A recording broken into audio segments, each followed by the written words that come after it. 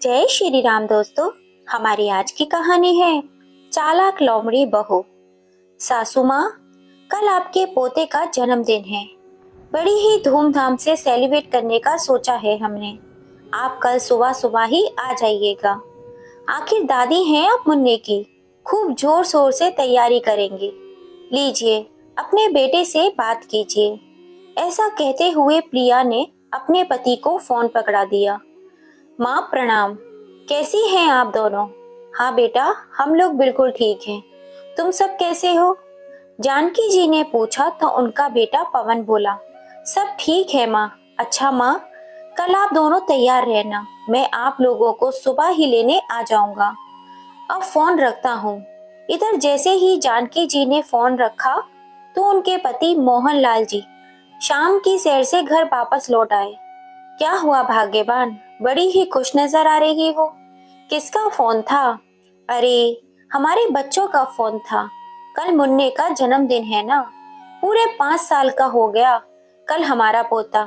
बच्चों ने कल शाम को घर पर उसके लिए जन्मदिन की पार्टी रखी है। इसलिए बच्चे कह रहे थे कि हम कल सुबह ही उनके घर पहुंच जाएं। सुबह पवन हमें लेने के लिए आएगा, जानकी जी ने बड़े उत्साह पूर्वक कहा। तो इतना सुनते ही मोहनलाल जी के चेहरे पर निराशा के भाव आ गए। वे सब जानते थे कि उनके बेटे और बहू को उन लोगों की याद कब आती है। वे वहीं खड़े खड़े सोच विचार में पड़ गए। अरे, किस उधेड़ बुन में पड़ गए? क्या सोच रहे हैं आप? जानकी जी ने पूछा तो मोहनलाल जी बोले, सुबह सुबह जाने की क्या जरूरत है? जब पार्टी शाम को है तो शाम को ही चलेंगे हम।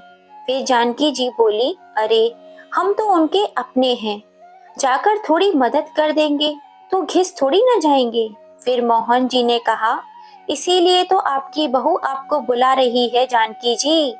यह बात तो आप भी जानती हैं कि बहू के मायके वालों को घर का खाना ही पसंद है। इसीलिए बहू कुक से खाना नहीं बनवाती। और उधर कुक के पैसे भी बचाने के चक्कर में पवन को भी इस बात से कोई ऐतराज नहीं होता। आप बहुत भोली हैं जानकी जी। अरे, आपसे मदद लेने के लिए नहीं, बल्कि सारा खाना आपसे बनवाने के लिए बहू आपको बुला रही है। याद है जब पिछली बार बेटे बहू ने मुन्ने के जन्मदिन पर पार्टी रखी थी, तब बहू ने अपने मम्मी पापा, भाई भाभी और बहनों को भी परिवार सहित बुलाया था। कुल मिलाकर 40 से 45 लोग हो गए थे। तब भी पवन ने हमें एक दिन पहले ही बुला लिया था और मदद करवाने के नाम पर बहू ने इतने लोगों का खाना बनवाने के साथ साथ घर का बाकी सारा काम भी आपसे ही कराया था। बहू की बहनें और भाभियां भी समय से पहले ही पहुंच चुकी थी, लेकिन सारा काम आप पर डालकर बहू उन लोगों के साथ शॉपिंग करने चली गई। और जब शाम को सभी दोस्त और रिश्तेदार आए तो बहू अपने मायके वालों के साथ गपशप में व्यस्त हो गई और इसी बीच आपको चाय बनाने का ऑर्डर भी दे गई। बीच बीच में आपको तारीफों के झाड़ पर चढ़ाती जा रही थी कि मम्मी जी के बिना तो ये सारा काम संभव ही ना हो पाता। देखो ना, कुक से भी ज्यादा अच्छा खाना बनाती है हमारी मम्मी जी। सबको माँ जी के हाथ का ही खाना पसंद है, इसलिए मैंने कुक भी नहीं लगाया। थोड़ी सी तारीफों के बदले इतना काम कराया था कि अब थक कर चूर हो गई थी। आप उस दिन और 2 दिन तक आपका बुखार उतरा ही नहीं था और बेटे बहू से तो तुम्हारा हालचाल जानने के लिए फोन भी ना किया गया। अरे, आप भी ना कैसी बातें लेकर बैठ गए हो। जैसे भी हो, आखिर हैं तो वो हमारे ही बच्चे। ऐसा आपको लगता है जानकी जी? अगर हमारे बेटे को इस बात का थोड़ा भी एहसास होता तो क्या वे बहू के कहने पर हमें छोड़कर अलग घर में रहने चला जाता? हम लोगों के साथ रहने में तो बहू का दम घुटता था। स्वतंत्र जीवन जीने की लालसा में हमें छोड़कर चले गए, हमारे इकलौते बेटे बहू। अगर स्वतंत्रता उन्हें इतनी ही प्यारी है तो जीने दो उन्हें स्वतंत्र जीवन। कोई जरूरत नहीं है उनके घर में मुफ्त की नौकरानी बनने की। चाहे कुछ भी हो जाए, अब मैं तुम्हें इस और इस्तेमाल नहीं होने दूंगा। अरे, पर हमारे पोते का जन्मदिन है, जाना तो पड़ेगा ना, जानकी जी ने कहा तो मोहनलाल जी बोले, बस जैसा मैं कहता हूँ तुम वैसा ही करती जाना। अगले दिन सुबह 8 बजे ही पवन अपने माता पिता को लेने आ गया, लेकिन आकर देखा तो दोनों में से कोई तैयार नहीं था। उल्टा जानकी जी तो स्टोर रूम की सफाई करने में व्यस्त थी। उधर मोहनलाल जी मकड़ी के जाले उतार रहे थे। यह क्या माँ, आप लोग अभी तक तैयार नहीं हुए? मैंने तो आपको कल ही फोन पर बता दिया था ना कि मैं आपको लेने आऊंगा, फिर भी आप लोग। बेटा, वे क्या है ना, दिवाली नजदीक है तो हम लोगों ने सोचा थोड़ी सी साफ सफाई कर ली जाए। अब करना तो हम ही लोगों को है, तो सोचा वक्त रहते ही सारा काम निपटा लें। लेकिन माँ, मेरे ससुराल वालों को तो आपके हाथ का खाना ही पसंद है, इसीलिए तो आपकी बहू ने मुझे सुबह सुबह आपको लेने के लिए कहा है। पवन बोला तो जानकी जी ने कहा, हाँ बेटा, वह तो ठीक है, लेकिन अपने घर का सारा काम करते करते तो मुझे भी थकावट हो जाती है। हम लोग तो शाम को ही आ पाएंगे, लेकिन माँ, यह सब काम तो आप फिर भी कर सकती हैं। अभी आप लोग मेरे साथ चलिए, पवन जोर देते हुए बोला। लेकिन इस पर कौशल्या जी भी बेवकूफ बनने वाली नहीं थी। साड़ी के पल्लू से माथे का पसीना पोंछते हुए बोली, बेटा, आज तो वाकई मुझ में काम करने की भी हिम्मत नहीं बची।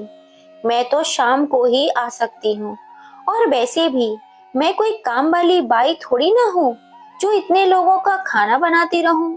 अब बहू को स्वतंत्र जीवन पसंद है तो यह सब काम भी उसे खुद ही करने चाहिए।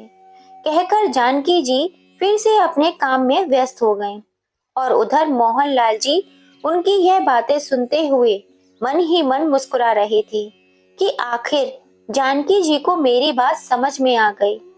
जानकी जी की यह सब बातें सुन पवन को बहुत बुरी लगी, लेकिन समझ में तो उसे भी आ रहा था।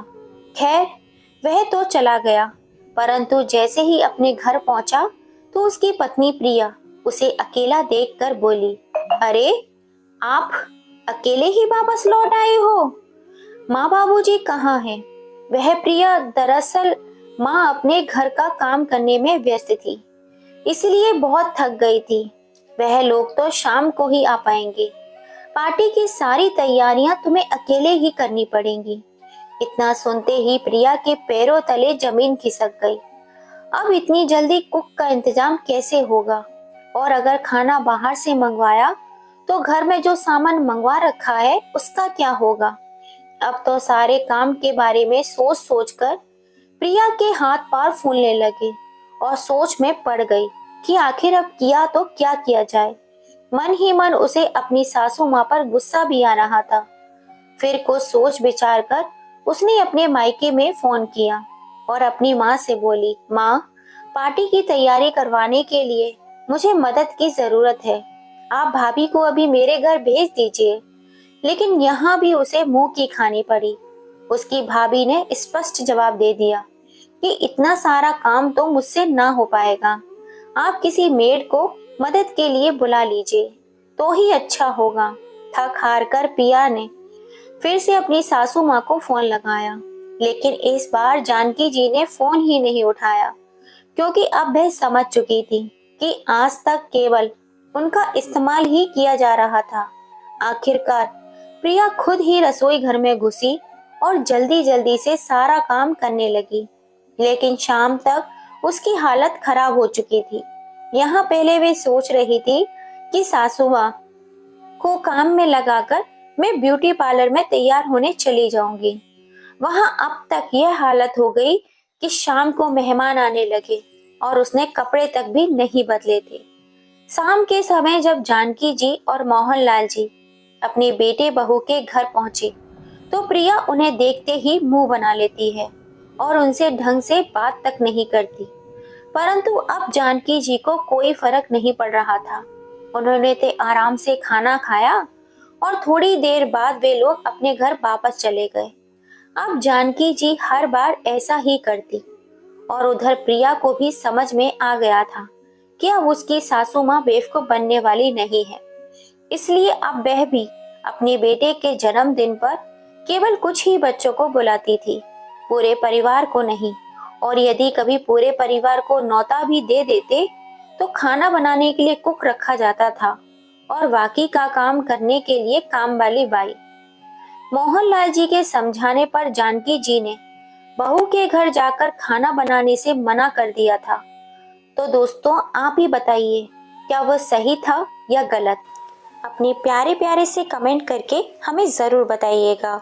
और कहानी थोड़ी सी भी पसंद आई हो तो प्लीज़ इसे ज़्यादा से ज़्यादा अपने फैमिली फ्रेंड में शेयर कीजिएगा।